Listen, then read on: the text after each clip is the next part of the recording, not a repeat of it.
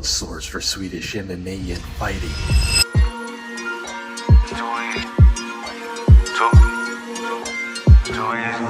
I can do this with my eyes closed. It's too easy. It's too easy. I can do this with my eyes closed. It's too easy. Too easy. It's too easy. I've been there, done it, seen it. Boy, all that like Keenan.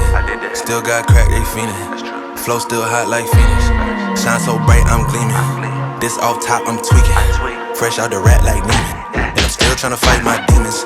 Cause we all gotta act like Tina. That's why I gotta ride with the Nina. Outside, it's a war going on. Maybe put my hands on my head like the Macarena. They want you walking on board like Kima. And give a F to you like John Cena.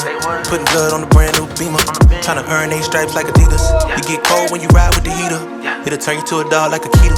And expose to a cat like a cheetah. They smoke my partner like reef. Dímelo porque yo no entiendo. Mi gente must really need Jesus. Robin Pretty Boy Roos kommer att fightas den 29 maj på Superior Challenge 22.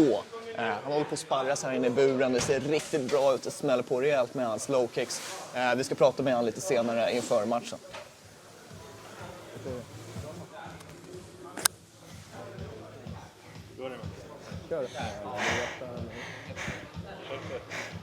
Jag var lite trött där. Men det är helt rätt, det är så här det ska vara. Det är inte mycket kvar nu. Bara mosa. Det är roligt. Det är jobbigt, men det är roligt. Man vet att i buren sen i matchen, då är det helt annat. Ätit, har värsta energi.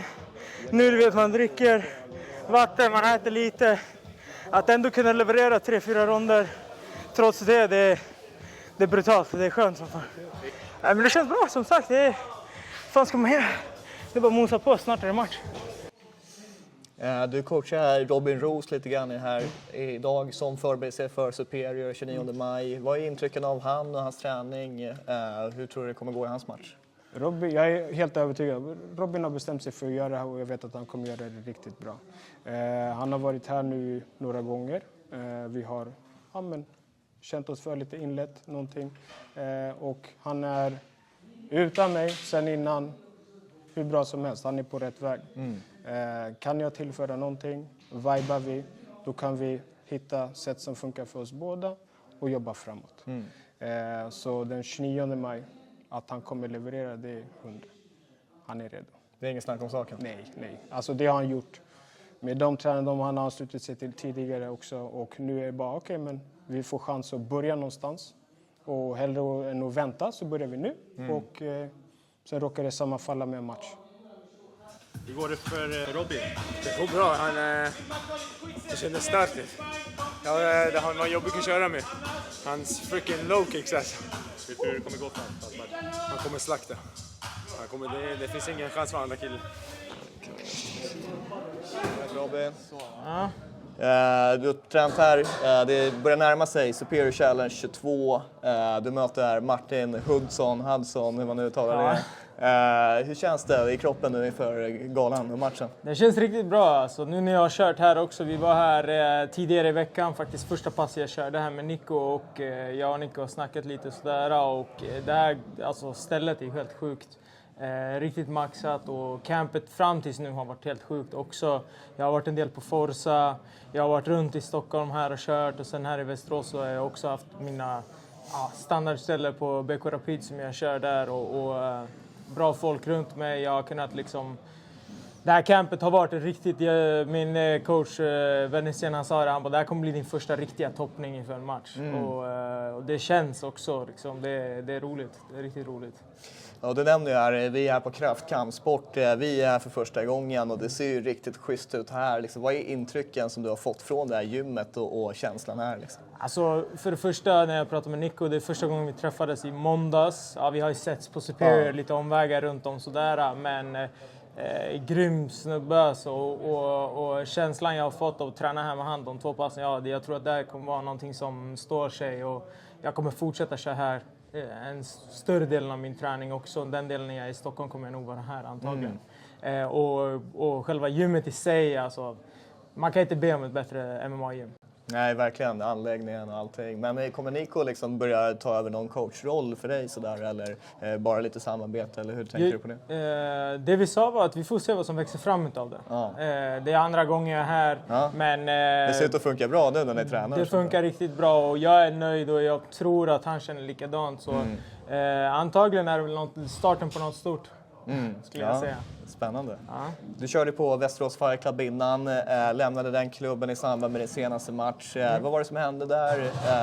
Och du är helt klar med dem, eller? Ja, nu kör jag har ju min andra klubb, som man säger, min modersklubb som jag kommer köra på från Västerås, då, BK Rapid, där vi har Alexander Wennersten.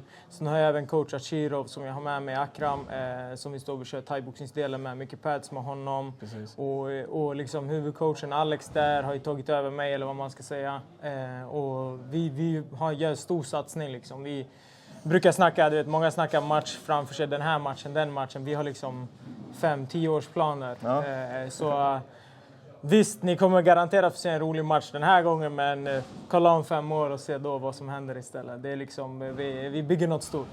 Spännande. Och den här matchen som du går nu, tidigare har det ställts mot många up-and-comers liksom med liknande record som dig. Men nu möter du en kille som är en Bellator-veteran och som har gått fler matcher. Han är den mest rutinerade motståndaren på proffsscenen. Vad tror du, liksom, vad förväntar du för skillnader i den här matchen? Hur tänker du där? Ja, när vi kollar på motståndare och när jag får förslag och sådär, man vill väl alltid möta dem som kommer höja en själv, och liksom när man möter dem att det är liksom värt att vinna över dem, så att säga. Inte att man går och tar någon journeyman som har varit liksom vart som helst bara. Och den här killen kanske inte har det finaste recorden, men det såg man ju också på mig. Jag hade 3 raka förluster och jag skulle säga att alla de 3 matcherna, i alla fall de 2 senare förlusterna, var på split decision och det var bra matcher. Så förluster, jag vet att många hackar upp sig på record, så, men jag skulle säga ändå att komma från förluster och komma tillbaka gör en ofta starkare och har mer driv. För det är många som efter sina förluster skiter i det här och lägger ner istället, medan man liksom, det krävs någonting lite extra om man fortsätter, skulle jag säga.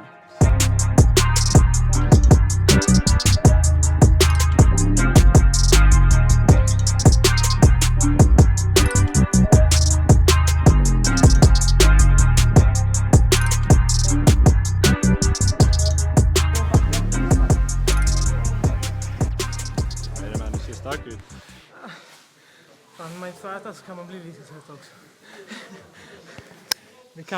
Det kan påverka när man inte får äta mat. Hur mycket vikt har du kvar? Typ 6 kilo. Men jag har klippt typ 13, 14. Men det känns bra, det är roligt igen. Du är lite unik på det sättet att jag tror hela Sverige, alla som har koll i branschen och följer Superior och sådana galor, vet ju att du är stjärna på väg upp.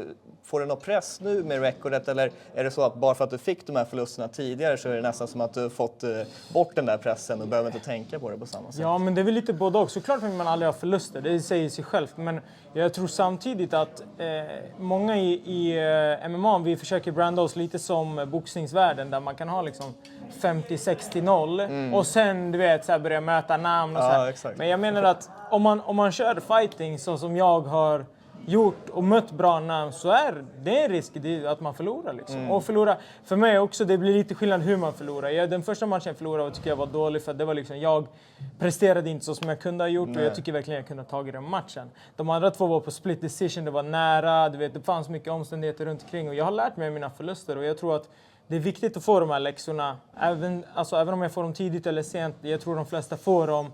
Och kollar man även liksom, många är ju så jäkla stressade av att komma, du vet, så här, jag ska ha 10-0, jag ska in i den här, jag ska in i den här. Sen när de väl kommer in i de här organisationerna så är de inte egentligen redo.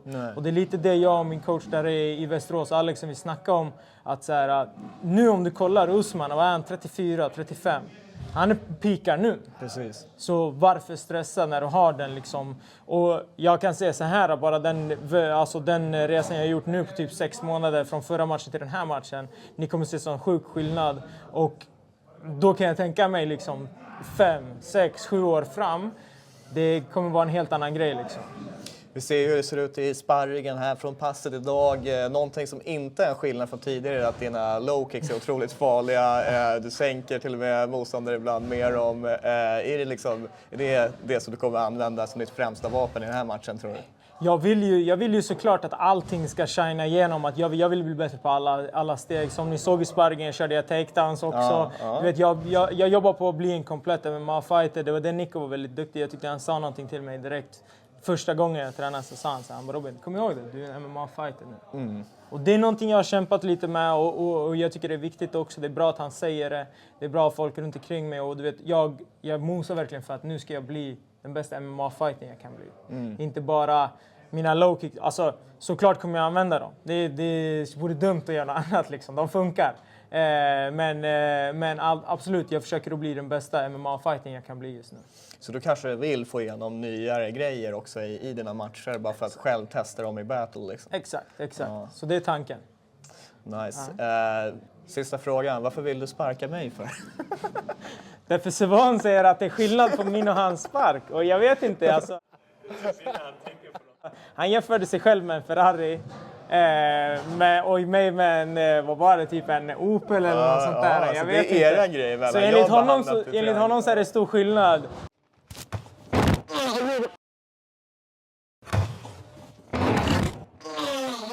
Och jag tänkte Asha kan ju få bedöma någon dag om han vill. Men jag tänker vi kan skona ditt ben idag och vi kan ta det efter min match istället. Vi säger så, vinner du på TKO leg kicks då får du sparka mig. Ja, okej då. Det låter bra. Lycka till i matchen mannen. Tack så mycket. Tack så mycket. Your number one source for Swedish MMA and fighting.